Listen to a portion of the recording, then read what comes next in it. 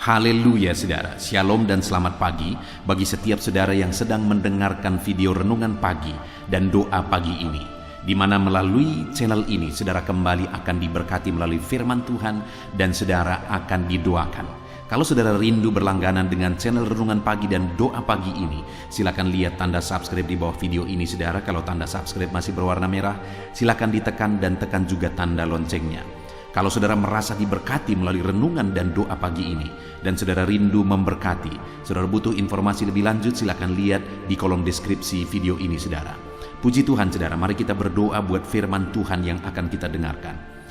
Bapa di sorga, saat ini kami kembali bersyukur buat waktu yang Tuhan beri bagi kami. Kami akan kembali mendengarkan dan merenungkan firman-Mu ya Tuhan. Anak-anak-Mu akan kembali dikuatkan, diteguhkan, dihiburkan melalui firman-Mu. Itu sebabnya berfirmanlah, berkati setiap anak-anak-Mu yang sedang mendengarkan renungan firman Tuhan ini. Hamba akan berdoa juga bagi mereka, biarlah setiap mereka dikuatkan dan diteguhkan pagi ini sebelum mereka melaksanakan segala aktivitas mereka. Terima kasih Bapa, kami akan merenungkan firman-Mu dan hamba akan berdoa bagi mereka dalam nama Tuhan Yesus Kristus. Haleluya. Amin. Adapun teks firman Tuhan yang saya rindu kita renungkan bersama di pagi hari ini saudara, sebelum kita akan memulai segala aktivitas kita di sepanjang hari ini, adalah dari Yohanes pasal yang kelima, mulai ayat 1 sampai ayat yang ke-18. Kita akan belajar dari teks firman Tuhan ini, bahwa Allah masih bekerja, melakukan mujizat sampai saat ini. Saudara, Dia rindu melakukan mujizat di dalam kehidupan saudara. Allah masih bekerja melakukan mujizat. Bagaimana Dia melakukan mujizat dan apa yang harus kita lakukan untuk terjadinya mujizat di dalam kehidupan kita? Kembali kita akan melihat prinsip-prinsip firman Tuhan saudara. Saya akan membacakan kepada saudara dan kemudian menjelaskannya secara ekspositori. Mari siapkan hati dan pikiran saudara, pastikan pagi hari ini saudara benar-benar diberkati oleh firman Tuhan.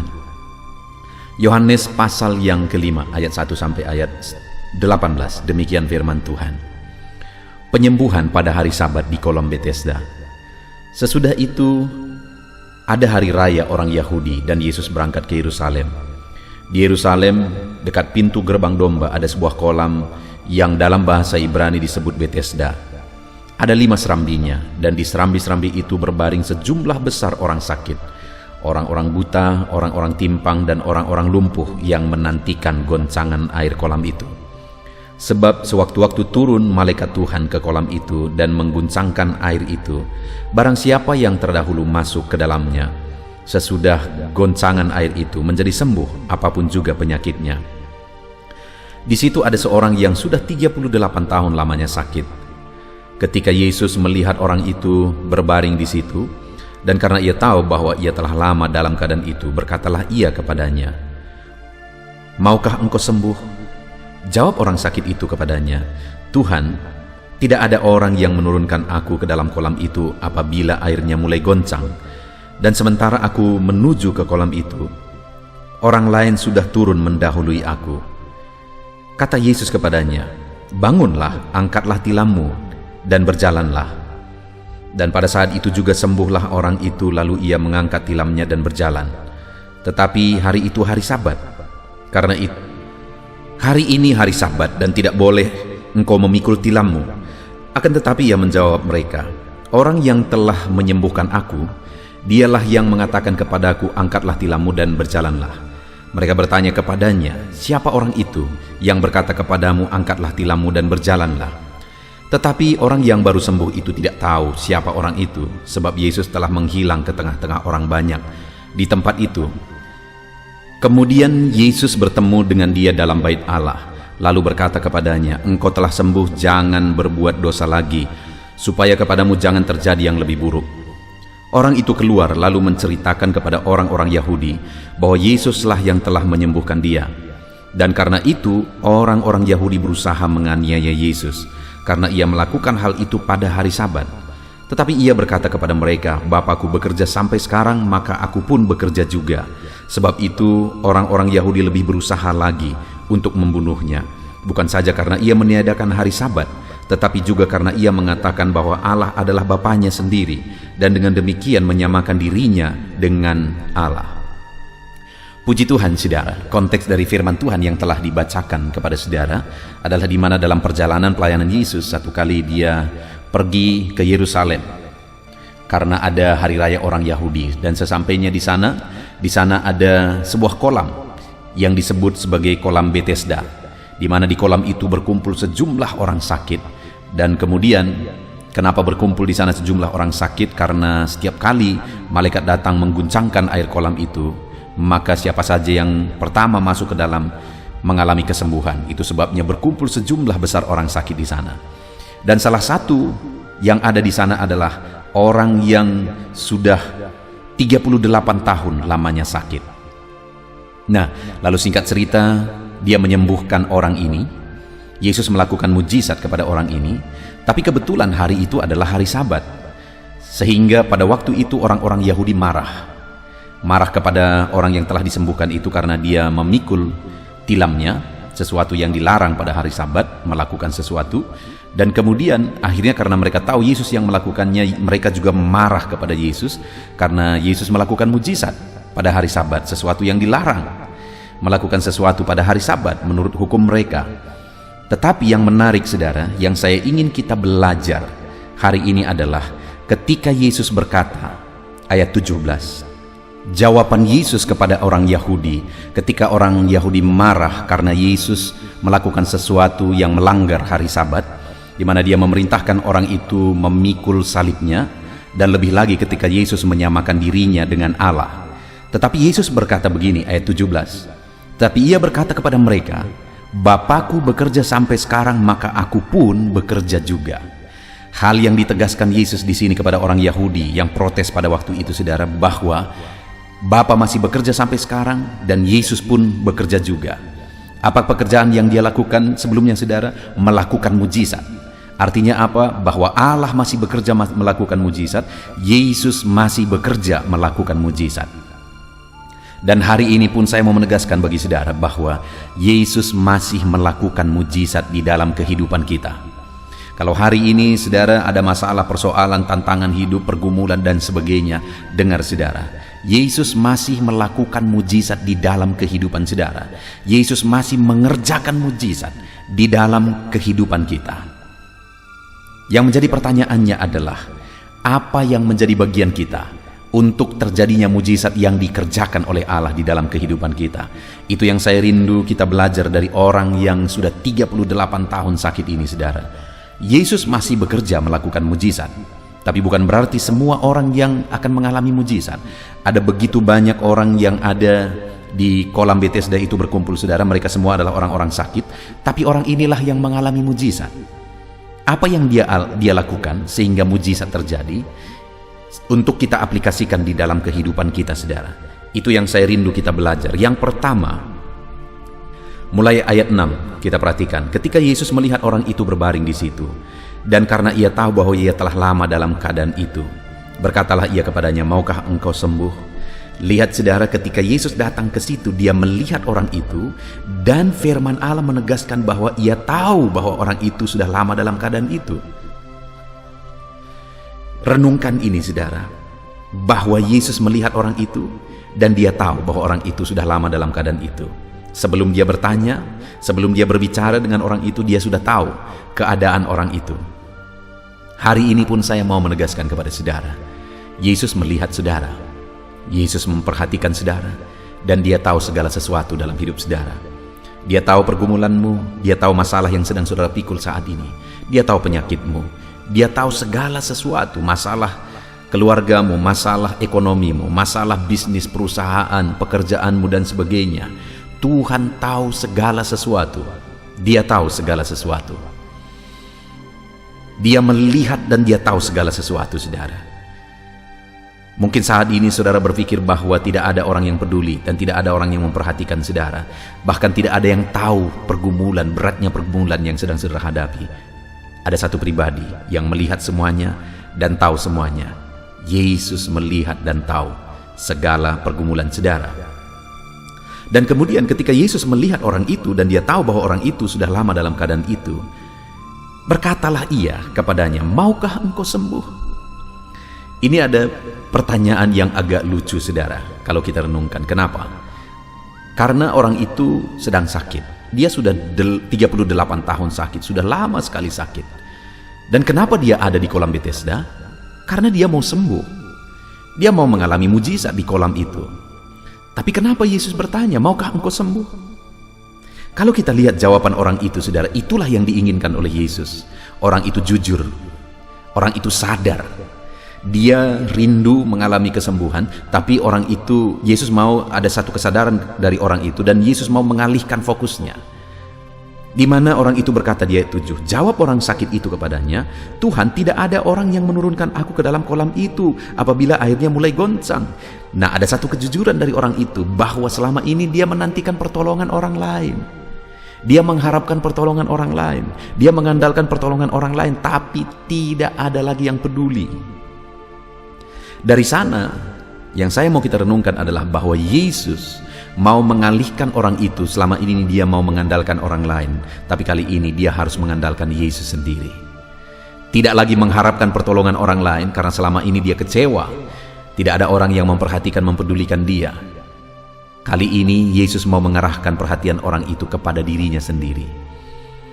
Saudara, hari ini pun Yesus bertanya kepada saudara, maukah engkau mengalami mujizat?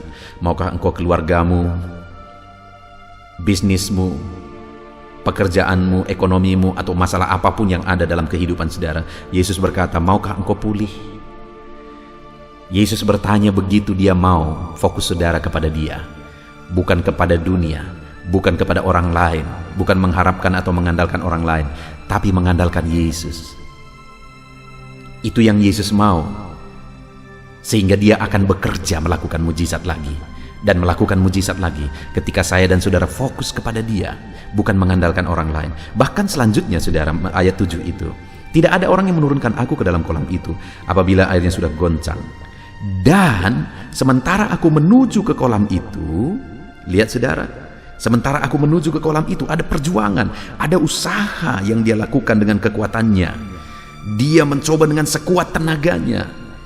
Dia berusaha menuju ke kolam itu. Tapi ketika dia menuju ke kolam itu, orang lain sudah turun mendahului aku. Dia kalah. Ternyata dia tidak mampu dengan kekuatannya. Dan itulah yang diharapkan Yesus. Dia jujur bahwa melalui kekuatannya dia juga gagal. Dan melalui itu Yesus mau memfokuskan kembali dia bukan kepada kekuatannya. Kalau tadi memfokuskan dia bukan kepada orang lain, kali ini Yesus mau memfokuskan dia bukan kepada kekuatannya, tetapi sekali lagi kepada Yesus. Nah, lalu kemudian saudara, hari ini Yesus juga mau kita mengandalkan dia. Kita memang harus berusaha.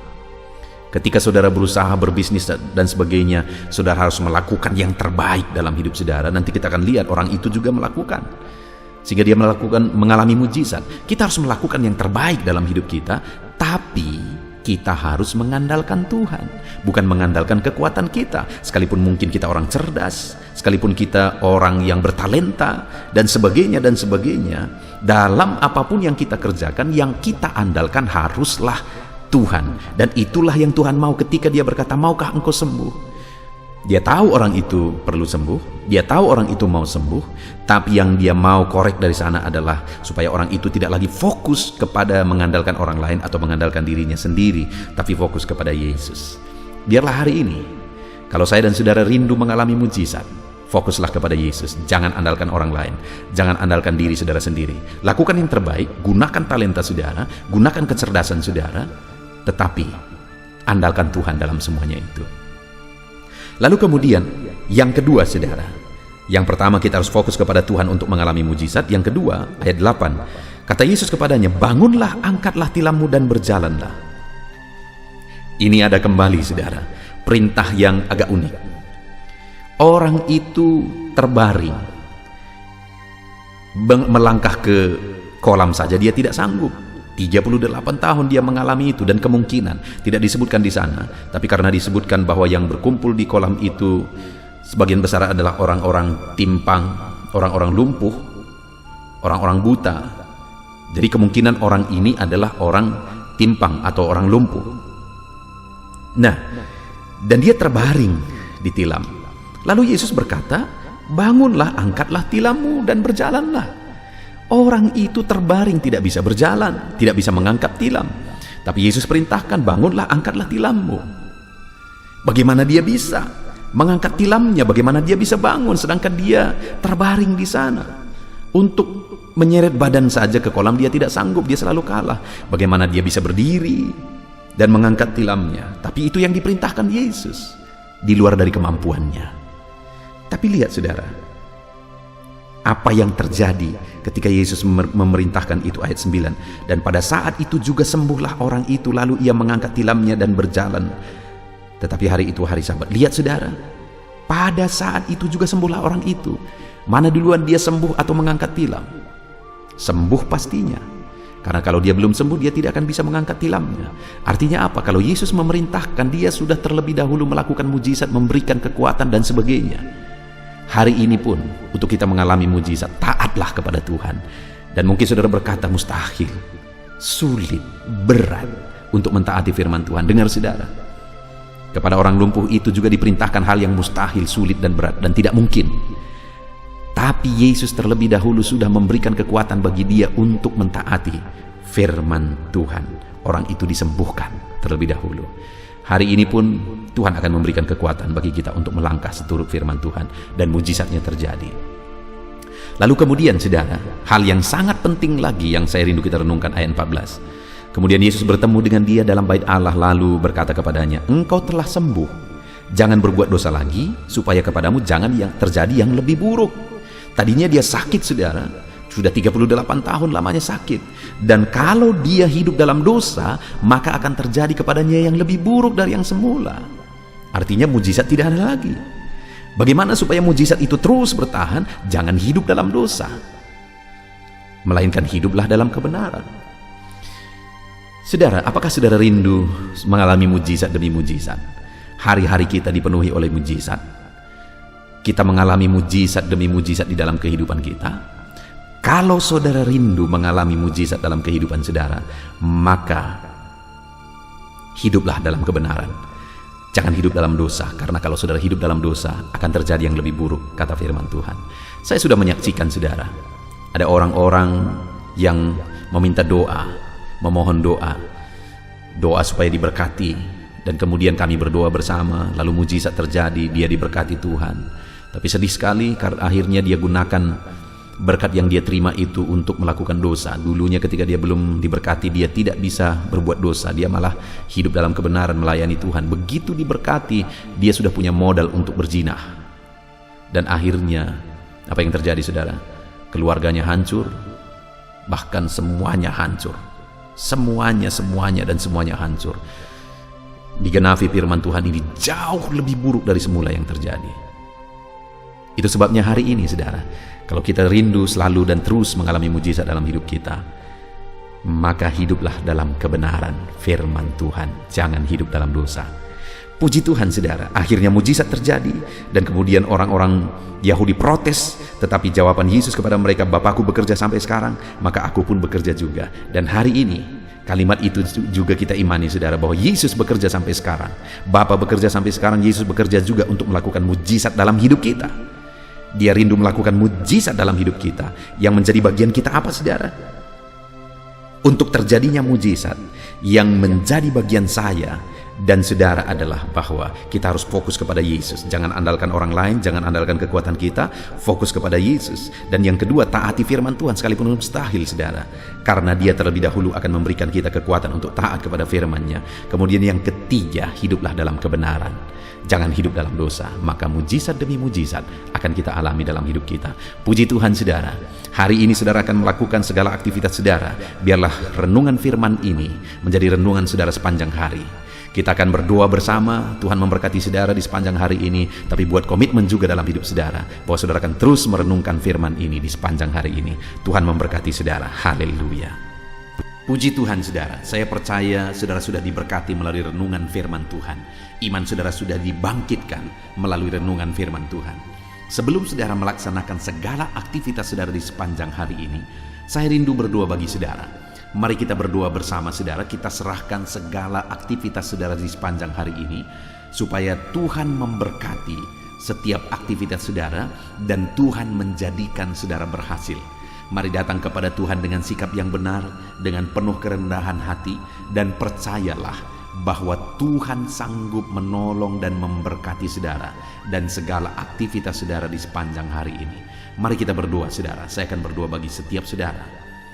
Bapa di sorga, saat ini Tuhan, hamba berdoa bagi setiap anak-anak-Mu ini. Hamba menumpangkan tangan bagi mereka. Biarlah Tuhan campur tangan atas kehidupan mereka. Bapa yang baik, hamba berdoa bagi segala aktivitas mereka di sepanjang hari ini ya Tuhan. Biarlah Tuhan menyertai mereka dalam melaksanakan segala aktivitas dan tanggung jawab mereka. Ketika Engkau menyertai mereka, Engkau akan mengerjakan keberhasilan. Penyertaan-Mu akan mengerjakan keberhasilan dalam segala aktivitas mereka yang mereka kerjakan. Tuhan memberkati setiap anak-anak-Mu ya Bapa.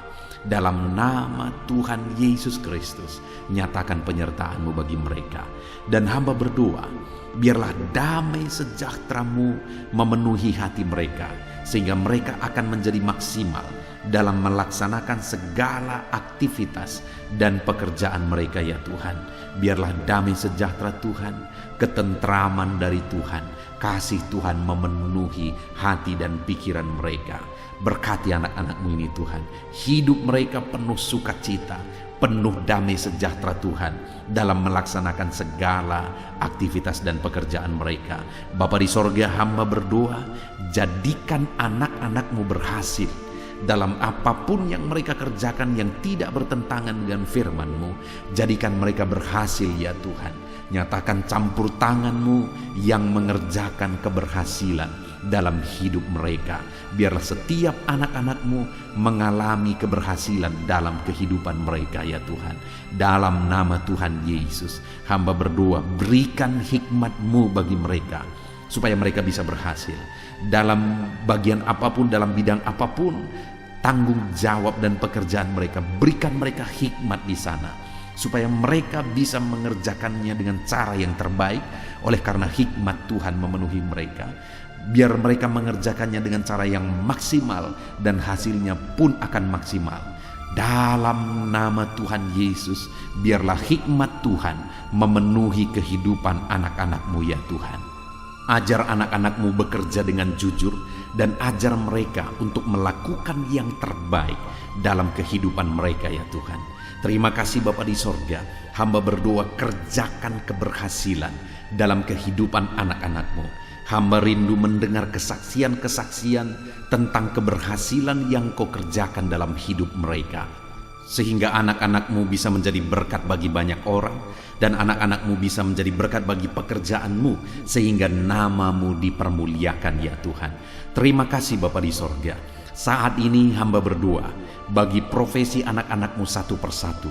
Tuhan yang bekerja dalam profesi yang mereka kerjakan, dalam profesi mereka masing-masing, Tuhan kiranya campur tangan dan menjadikan mereka berhasil. Hamba berdoa bagi para pebisnis, bagi para pengusaha, Tuhan yang campur tangan mengerjakan keberhasilan dalam bisnis dan usaha mereka. Dalam nama Tuhan Yesus Kristus. Mungkin dalam kondisi yang ada sekarang ini mereka sulit untuk mengembangkan bisnis dan usaha mereka. Tetapi ketika Tuhan campur tangan di sana, ketika Tuhan bekerja di sana, kami percaya ya Tuhan, Engkau yang akan menjadikan bisnis dan usaha anak-anak-Mu berhasil. Dalam nama Yesus, berkati mereka dalam mengembangkan bisnis mereka. Berkati mereka dalam memimpin para pegawai mereka, tim mereka. Jadikan anak-anak-Mu dengan penuh bijaksana untuk mengembangkan bisnis dan usaha mereka. Dalam nama Tuhan Yesus Kristus. Dalam nama Yesus, haleluya. Hamba berdoa ya Tuhan, bagi para petani. Tuhan tolong anak-anak-Mu para petani ya Tuhan. Mereka adalah orang-orang yang mengemban tugas yang begitu mulia. Mereka yang menyediakan segala kebutuhan masyarakat di bangsa ini. Itu sebabnya Tuhan tolong anak-anak-Mu para petani. Tuhan memberkati apa yang mereka tanam, sehingga apa yang mereka tanam bisa bertumbuh, berbuah, dan mereka bisa berhasil ya Tuhan.